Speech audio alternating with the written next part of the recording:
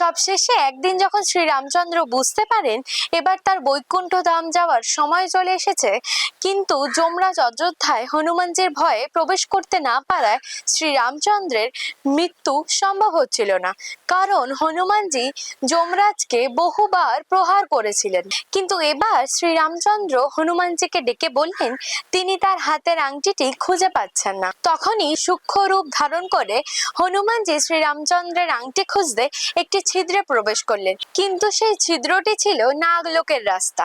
নাগলোকে পৌঁছে বাসুকী নাগকে দেখে হনুমানজি তার কাছে তার প্রভু শ্রীরামচন্দ্রের আংটি চান। এবার বাসুকী নাগ হনুমানজিকে নাগলোকের একদম ভেতরে নিয়ে গেলে হনুমানজি আংটির একটি বিশাল পাহাড় দেখে বিচলিত হয়ে পড়ে। বাসুকী নাগ বললেন প্রত্যেক কল্পের ত্রেতা যুগে শ্রীরাম জন্মগ্রহণ করেন এবং একটি হনুমান আসেন তার আংটি খুঁজতে, যাতে শ্রীরামের মৃত্যু সম্ভব হয়।